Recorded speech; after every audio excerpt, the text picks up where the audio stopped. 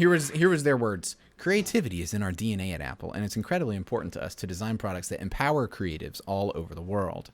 Our goal is to always celebrate the myriad of ways users express themselves and bring their ideas to life through the iPad. We missed the mark with this video, and we're sorry.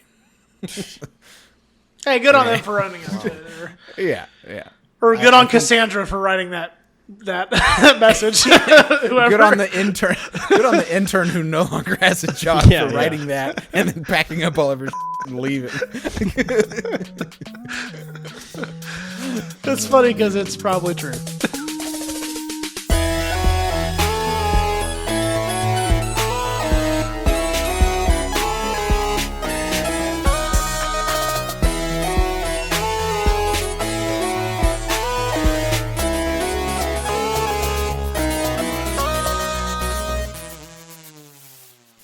Hello and welcome to Grass Touchers, where the three of us pals talk about video games and how much we like them, what we've been playing lately, despite how little time we tend to have for them. I am Jake. I'm Bill Cosby. Oh, nice. Mixing it up, dude. Do I need to dust that one off, that oldie? Is that gonna get so good at his is that gonna voice? get Dig fired? Infuriating. Yeah, go ahead, Dig. I'm sorry. I'll bust that out later. I'm Greg, and I'm back. Oh. Yeah. Whoa. How was your week off there, buddy? That was good, and happy to get back into it, guys. Missed the pod, and I haven't been playing many video games recently because I have a child that's almost here, and just trying to wrap up the school year. So excited to be back. Sure. Right on. Well, Jared, why don't you start with what you've been playing lately, man? Been playing Dota 2. I've my foray into ranked has finally begun. I played unranked for. Oh, you haven't even been playing ranked this whole time? I haven't been playing ranked. This is a game that I take very seriously when I play it, and so I've been like, I need to get back in the groove, and I feel like I'm kind of finally there. I was getting really, really, really frustrated with people on unranked, getting to the point where I was like, I think I mentioned this probably a couple of weeks ago, how I was starting to look at people and be like, come on, what was that? It was a bad decision. Come on. And then that frustration has grown into a necessity to play ranked, so that I don't know. For what I think I thought the bar would be higher, but there's people in there. I literally played a match earlier today where a guy just we were stomping this team, and some guy didn't save him in the way he wanted to, and he went, you know what? Fine, Drow, just lose. And he just sat in the base, and we lost. We ended up losing this match. Gave up. I hate that. But we reported him, and I already got a confirmation back that he got. Yeah, do they do that thing where you can report people for certain categories of actions? They do, griefing or cheating or whatever. Right. So I'm pretty sure that Gabe Newell sent a Texas Blackwater hit squad to that guy's house and had him killed, execution style, Clinton style. But other than that, I actually this is kind of a curveball. I had downloaded that game Orcs Must Die 3 on my Xbox because it was on Game Pass, and sometimes when I'm going to bed, I don't want to get up and start playing Dota again. I'll play 15-20 minutes of a game before I go to bed, and I've been playing that. That game's pretty fun. It's okay. I'm not going to endorse it publicly because I don't want somebody to play it and be like, this game sucks, dude. Jared's an idiot. But it's okay. Diablo. Isn't that some kind of, what is that, like an RTS or something? What, Orcs Must Die? What is it's that? like a tower defense game. Tower defense. But you are kind of on foot, and you have a gun too, and it's fun. It's functional. Right. It's the third iteration of a game, of a franchise that I think probably doesn't get talked about a whole lot, but is probably has a really, really rock solid fan base that absolutely loves it and only plays that. Right. But they're numbered in the thousands. Right. Diablo 4's new season just dropped. I haven't been able to play the new season, but I restarted playing that with my siblings, and that's a pretty good time. Nice. If you go into the Diablo subreddits, you will hear a lot of griping. Just screeching. right? just I mean, that community. screeching. Everyone's just like, "This is Diablo 3 all over again." And it's like, didn't everybody like that game too? What's Yeah, you played 500,000 hours of it, you big dumb idiot. Yeah, people are so stupid. They literally they are saying, make the game that I used to play, but if you make that game again, I will freaking kill you. Yeah. Make it better. Yeah. It's like, Yeah. okay, take it easy, you know. Gamers are some of the most fickle people, myself, included. I'm pretty guilty of that, where I think about Battlefield, right? Like, Right. Battlefield 2042 should have been Battlefield Bad Company 2. Like, Yeah. but if they did that and it wasn't innovative, I probably would have been mad about it. Right. I would have liked it better, but I still would have been mad about it. Yeah. That's cool. Yeah, that's pretty much what I've been up to. Nice, dog. Well, the biggest thing in Steam Deck land is I have just about beaten Wreckfest, that driving game that I like so much. Whoa. I've just kind of taken little bites out of it. Not every day, but it's so easy to pick up and put down. I've cranked away at the story mode where there's 5 different sort of circuits that what's the divisions, I guess is the better one, where it's amateur all the way up to pro. And so I worked up my way to the 5th and final one, and I've just got a couple races that I have to win. That game is so fun. There's a trend there. Leading back to your childhood, you suggested one time on the pod that I play that demolition game for the Nintendo 64. Blast Core. Yeah, I'm a big fan of destruction mechanics. That's always there's a whole genre there of destruction games, but yeah. So this demolition racing game, Wreckfest, highly recommend. Now that I've almost beat it, I can't remember the last time I beat a game. Right. These live service games like PUBG or Helldivers that we play, you're not going to beat those. Right. And so it feels good to just be close to the finish line of this racing game. Hello. Having said that, I also, one of my several paychecks that I get from my couple of jobs hit today, and I picked up Animal Well. I have not played it yet. It is installed on my Steam Deck, and I'm not really a platformer guy, but somebody's got to be right in all those Steam reviews. I hear it's like Halo 2 meets Halo 3, so I mean, come on, it can't be too bad, right? High praise. I'm looking forward to checking that out. I think that'll be one that the boys will probably enjoy, sitting over my shoulder and seeing, the sort of retro graphics that have been modernized and the animals and stuff. Looking forward to playing Animal Well. So I also, as you well know, reinstalled PUBG and kept it installed no matter what. I'm a big kid now, and I'm not going to uninstall just because Prestige 5 level 420/69 absolute neckbeard destroys me from across the map. I've accepted my fate that until Jared has Helldivers, we should probably just play PUBG, because that's something we can all play, including my brother, whose PC is geriatric. And it's good. It's I say that. I helped him build it. It's not like it's horrible. It's just, not modern, and games have really taken off in terms of graphical requirements. So, yeah, doing the PUBG thing. Erangel Classic is the latest drop, the latest season sort of edition. Sucks. It blows. It blows so bad. Dear listener, we value your time just as much as we value our time. In fact, it's the hallmark of our podcast, right? We have so little time. We set aside an hour a week to talk about what's worth your time. If you are anything like us, I beg of you, if you even play PUBG, you can skip the Erangel Classic limited time mode. It is not fun. Turns out there's a reason this game has been patched and improved and held together with duct tape over the past 7 years. It doesn't feel good. The OG day one sort of mechanics and graphics and everything are just very bad. So when that Unreal Engine 5 bit drops, that'll be something interesting. Who knows when that'll happen though? So yeah, that's what I've been up to. The other stuff that I want to get into today, though, not even straight up video game related, really. We're doing a good job of covering some drama here lately, boys, and we're going to keep that trend alive today.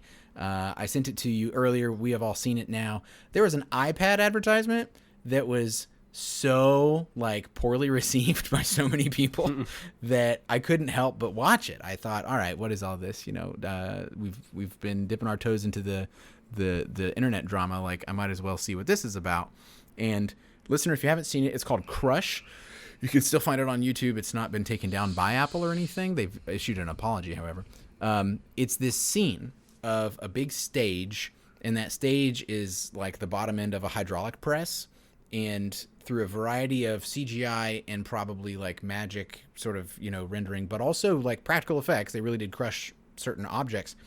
There's all the stuff up there that are like art supplies and a piano and a trumpet and like things that you use in various fine arts programs to like make art.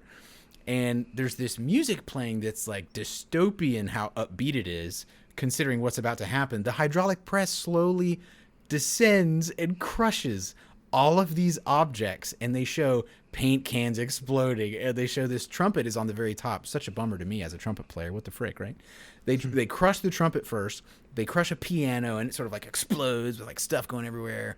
And all this stuff, to the tune of wonderful upbeat music, is flattened, and then the hydraulic press lifts up, and what should remain but an iPad? Because you don't need these things anymore when you have an iPad, right? And it's so stupid because, like, Apple knows that that's not the case. If you went up and asked the CEO, hey, should nobody play the trumpet ever because they have an iPad? He would say, no, trumpets are great. Do your thing, live your truth, man. Like, it's not even a good metaphor for anything because it doesn't bear even a semblance of reality. If anything, it's sort of self-contradictory because Apple has made billions of dollars encouraging artists and giving tools to artists, and this ad was like freaky to watch because of the tone deaf sort of like, implication. A lot of these things people hold precious, and to just like reduce it to an iPad when that an iPad can't do all of those things is like, it's really stupid. Right. And so that was interesting. You guys have any thoughts you want to share on that? Yeah. Well, I 100% agree with everything you just said. It's so tone deaf. And yeah, like you said, I mean, Apple has been known for being this company that makes it easier to be an artist, not make being an artist obsolete, right? Yeah. And it's pretty crazy to me. I think that what I wonder is at what point not only did one person, because probably a person had the idea for this ad, right? Oh, yeah. Not only why would that ever, one person ever think that's a good idea, but at what point during the probably, I have 5 meetings to decide what pep tunes we're going to play at a football game. Like, oh, yeah. like at what point in the multitude of meetings that had to have occurred over this ad was one guy or girl not like, I play the piano. That's not cool. Like, where's the representation? Yeah. Like, why did someone not do that?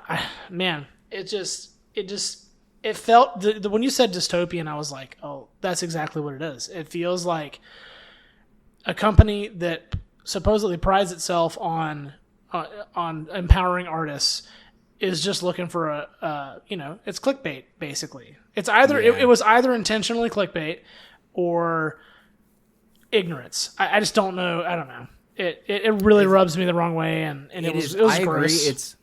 It's totally rubbing me the wrong way. There's it's some combination of ignorance and like poor planning, and some leader having an idea and not letting people speak up or shouting them down if they spoke up, or you know what I mean? Like if you went into a meeting and someone said, "This is our idea," and nobody raised their hand, it's probably because they felt like they couldn't raise their hand and they wanted to suck up to so-and-so, and a bunch of people just sort of went for it instead of being like, no, that's stupid. Like, why would we do this? But Jared, what do you think? I think I totally get what you guys are saying, and putting it into perspective in my own life, if it was like sports and then it crushed a bunch of things and then it was like a freaking Game Boy with NBA Live 98 on it, I'd be like, all right, that's good. That's stupid. That hits close to home, and cool. It's not a substitute for that. If it was Whataburger and they crushed it down and it was a McDouble, you get me pissed off now. You get me pissed off. Don't try and say that there's a substitute for the Whataburger. Right.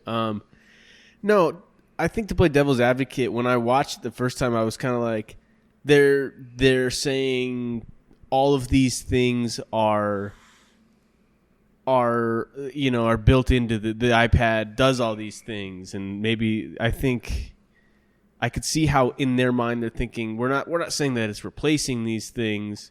It's more of like touting the capabilities of the iPad Pro.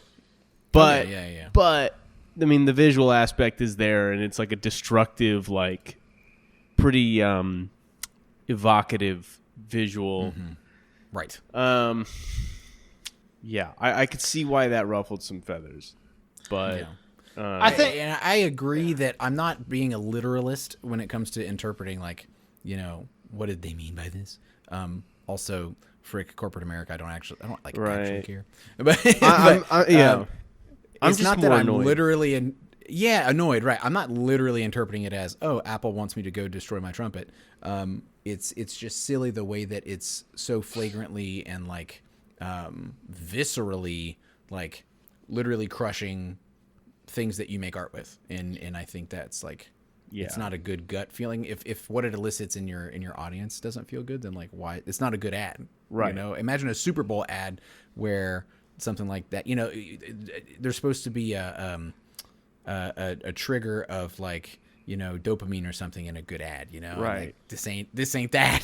And I think that's what I'm trying to get at. Is it's like I'm more annoyed by Apple's marketing, anyways. They've always tried to be like. They try to be like subversive all the time, and it's just so annoying. I'm just so tired. Different. Yeah. It's like, can you just? Everyone's gonna buy your stupid product anyways. Can you just put a commercial out that's just like, buy the new iPad? It does a whole bunch of stuff, but instead they're like guerrilla marketing team. They're like, all right, so we're gonna like make everybody pissed off at us, but like it's gonna all clicks are good clicks. I feel like a better metaphor that's equally as destructive, but I think would have come off totally differently, would have been like a blender. Like if like there's like a chef. And they've got a blender, and they're like, "Ooh, I'm gonna throw a trumpet in the blender, and I'm gonna, I'm gonna throw a piano keys, and and they do that, and they put the different ingredients in, or like a stock pot to cook in. They're like throwing ingredients in this thing, and they sort mix it all up. They get Paula Stew, Deen, right? That old story of Stone Stew. They get Paula Deen. That's guerrilla marketing right there, dude. So now we're gonna need about a pound of butter in this thing. We're gonna put a trumpet in there. We're gonna put a sculpture in there. We're gonna blow the whole thing. It's gonna be good, y'all. Yeah, Paula Deen like parachutes into Palestine. Oh man, solves the whole thing. Makes everybody a nice blueberry cobbler. Everything is fine. Peace in the Middle East overnight. Dang, dude.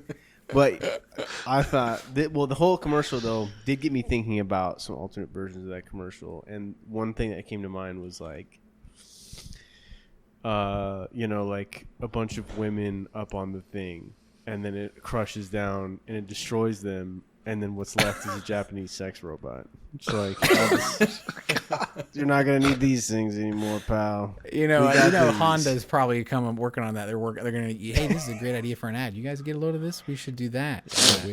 Dude, all the women get crushed, and then what's left is a Paula Deen.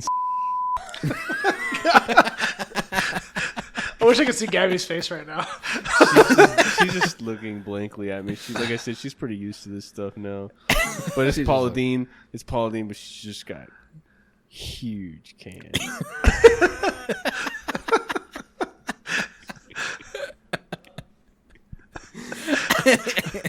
As I type into Google, Paula Deen. Sure, you're incognito there, home slice. Boy. So chew on that, Apple. Come back with some better ideas. Yeah, that's right. We already know about I wonder your what iPad. they'll. You remember when Apple ads, like for the original iPod, and how the iPod like revolutionized how we all listen to music, that whole thing. Back when Apple was actually innovating in some way, instead of putting more cameras and bigger processors in their devices, and somehow worse microphones in every iPhone. It's like yeah, right. Oh my gosh.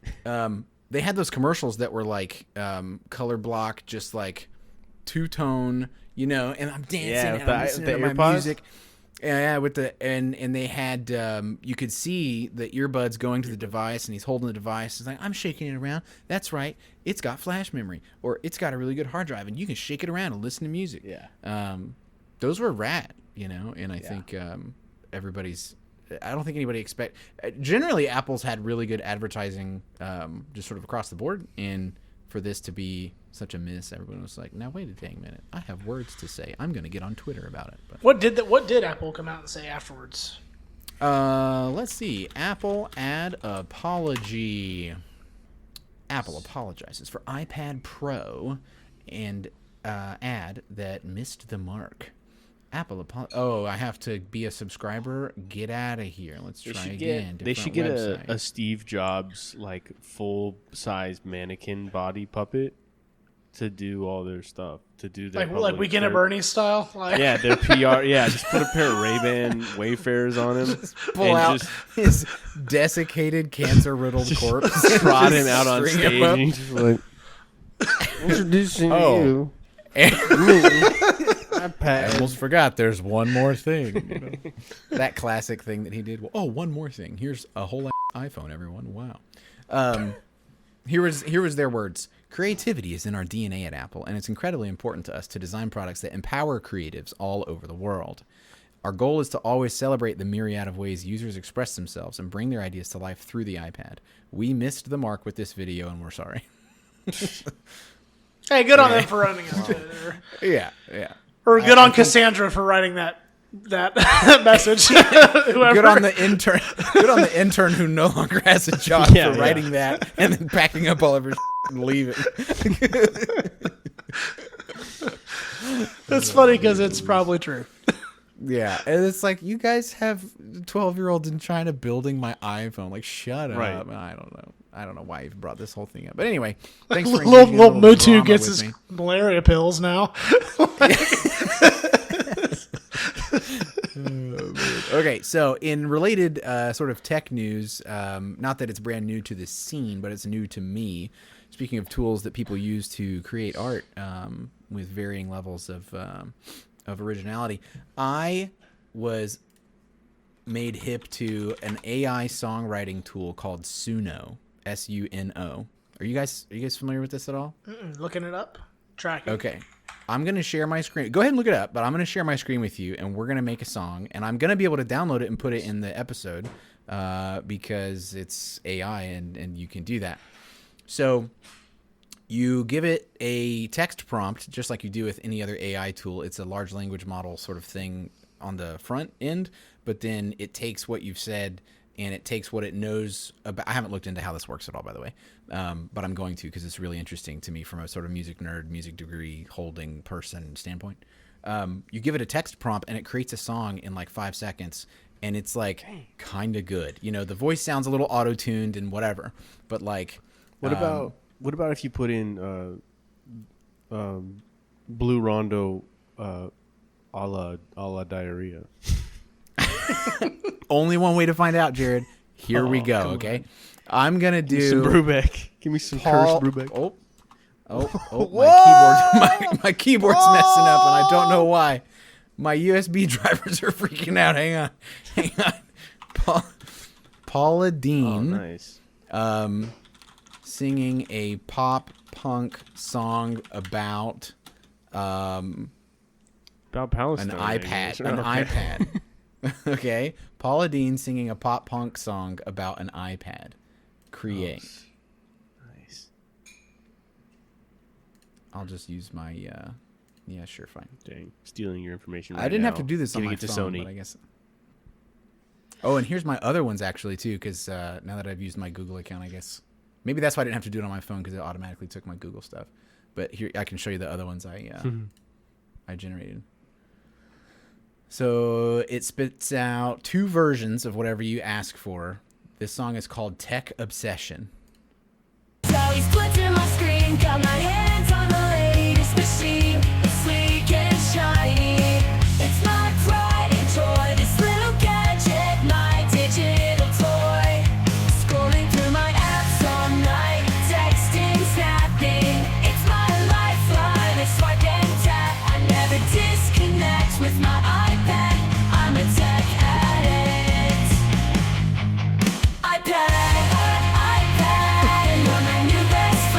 kind of freaky. Down, this obsession won't end. I'm lost in your world. It's a digital craze. iPad, consume all my days.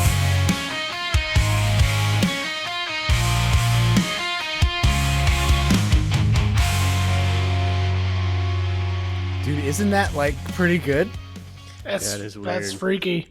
Yeah, I wonder what. Now, obviously, it didn't pick up on the Paula Deen part. That's a shame.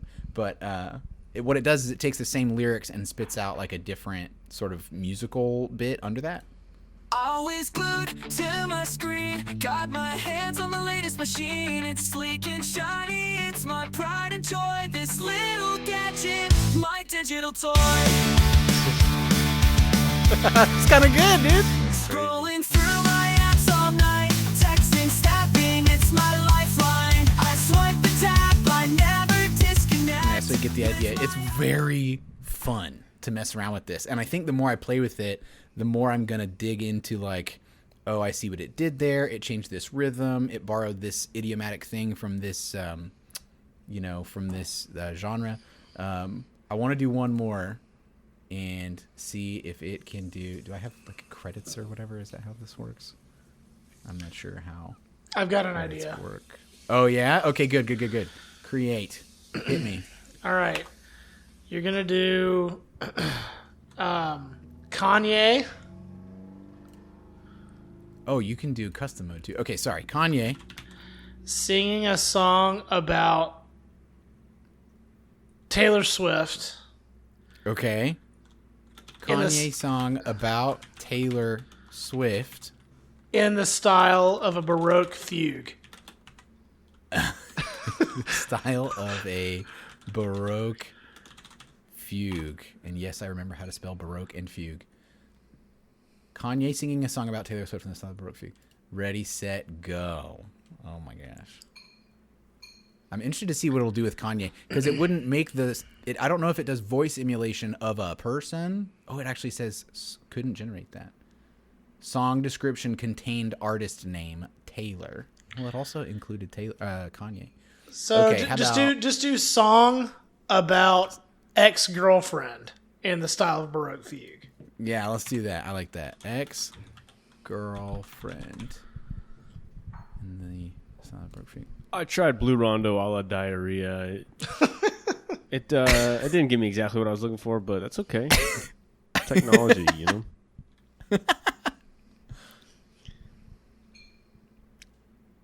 Faded Memories is the name of our song, and the genre it gives is classical Baroque orchestral.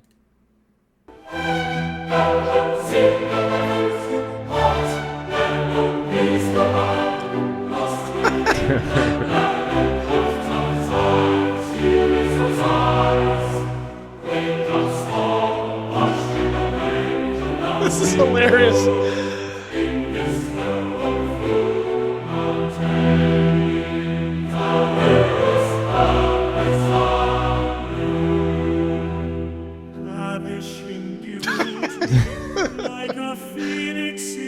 Check this guy out.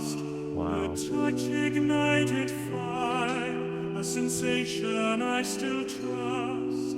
But now the shadows dance, a twisted masquerade. In this baroque fugue,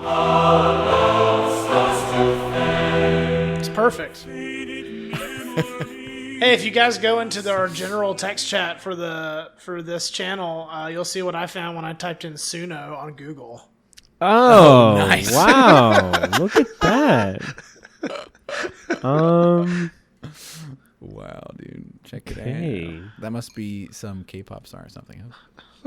That's what we're going to say to the listeners. Guys, it's a K-pop style person, if you know what we're saying. Is that AI generated, Greg? I literally just typed in Suno on Google, and it was the logo of the brand and then that guy's face. I wonder if that's like the creator or something? I don't know. That's wild, dude. He looks like the child from The Grudge. Like the little... Yes. Oh, my God. Yeah. Jeremiah Suno. Remember when The Grudge came out and everybody did that little voice? That thing, that vocal fry thing. Yeah, so that's Suno. It's pretty rad, and I think it's I'll share with you the first one I ever made. So the guy that told me about this at work, he told me about how he used to work at an Apple store and it was super toxic. So just drilling Appletonite, I guess. He said his coworkers were all like smanging each other, and it was like there were all these weird rules about how to communicate. And he had just gotten out of the military, and he was like, I'm not dealing with you guys. I'm out. Like I'm leaving. And so I decided that my prompt would be pop punk. Pop punk is like my go-to genre these days. Pop punk song about working at a toxic Apple store and like how much you hate it. And so it sounds like this. Can't take it no more. Customers demanding. About to explode. Surrounded by assaults and screams of despair. Working in this hellhole. I'm full of despair. Call me a genius, but I'm feeling dumb. Stuck in this retail hell. This one sounds like an intro to a modern Power Rangers television show. Deal with entitled Yeah. customers. My soul's at stake. Fixing screens and answering calls all day. Smiling through the pain. I've lost my own way. The toxic work culture is getting to me. Just another call you missed. That was for Mumbly. Pretty dang good. The other one was even better. It was in like sort of a major key. I think maybe that's one of the main changes it made. Is one was in a major key, one was in a minor key. All's yelling at me. Can't take it no more. Customers demanding. I'm about I just love that it picks up on all these little idiomatic things, like some of those drum fills and like the sort of stop guitar riff, boom, back in. But it's not like there's any shortage of pop punk to train this thing on. You know, if you just turn it loose on Spotify and have it ingest all this music, like, hey, listen to the top 1,000 songs in all of these genres, and then put that together in a database and learn from it. You know, it's really interesting to me from a tech nerd perspective. I'm something of an IT professional myself. Yeah, pretty cool. If listeners, I promise you, if you go to Suno and you create a song, I need you to share it with us, and I need to hear it. Send me all of your awful creations, and I want to hear them. I think it's a really cool tool. I'm one of those guys that, like, it's not like AI is coming for your jobs. It's that whatever job you do, there's going to be people that do that job with AI, and there's going to be people that do that job without AI, and then you'll see whether AI is a good fit for that industry or not. And then we'll just move on and either use it or don't, you know? I think that's kind of the attitude. It's a tool, you know? It's a tool like anything else. So. Yeah. But I'm going to say this. Flying in the face of AI, the greats, you never get rid of them. You know what I mean? Dave Brubeck will never die. No, God, no. Are you kidding me? Brubeck's the guy. The guy. Did he I still tell you, alive? Jared, that I... No, he passed, unfortunately. Did I tell you that I finally got some good speakers for my record player? I haven't had... because all my other sort of like sound bars and like speakers were taken by other devices when we moved into this house. My record player was just chilling. And I have that Brubeck like greatest hits album that has, you know, Raggy Waltz and Take 5 and Blue Rondo and like a bunch of just unsquare dance. Yeah. So good. And I finally listened to that Dave Brubeck vinyl again, and I hadn't listened to it in a long time. I was like, oh, the master. So sick. Yeah, dude. It's a masterpiece. Yeah. It's beautiful. And also, wait, Jake, we can't see you. Oh, you can't see Yeah, me? your camera's been Oh, off for like turn my 10 camera minutes. off. Oh, okay. My little USB nightmare. He comes back on, he's shirtless. Oh, what? It's like, whoa, what? You guys don't have Why, I your declare. Oh, man. Well, fellas, the next thing we should kind of wrap up with here, another great listener mailbag contribution. Our question last week was, would you keep playing a game if you had to create an additional account of some kind for that game? This was, of course, related to the big Helldivers 2 issue that we covered before. And one of our listeners said, yeah, probably not, just because there's too many games that don't require it, so, like, why bother? But I wholeheartly agree that the Cheeto-dusted neckbeards flaming it are hilarious. And they need to get a life, you know, but in this listener's point of view, it's like, yeah, I probably would stay away just because, but... you know, and it's true, right? There's a bunch of games out there that you use your Steam account, you use your whatever account that's already there. So when a game has that additional requirement, it's like, you guys are a little bit out of line because there's other games that are great. I ain't gotta do that for. So Yeah. think twice. Think twice, video game industry, before you come for the gamers. I got a question for you guys. Which continent do you think has the best animals? It's probably Africa, right? Probably. Yeah. I mean, I don't know. Do you get to include? Do you get to include Madagascar if you say Africa because it's sort of off the side there? Is it an African? Well, I think geographically, Madagascar. Madagascar might be the. Yeah, it's over there east of Zimbabwe and Mozambique. It's like off the side of Africa. It's Africa then. I feel like it's gotta be Africa. Then it makes me feel a little better that their country is like in such upheaval all the time. A little bit. I know that I wish everybody could be like on even ground, but Right. Africa, like most of the time, is like destroying itself from the inside out. That's right. But it's right. you guys have the coolest, Which is totally animals. their fault and nobody else's. Absolutely.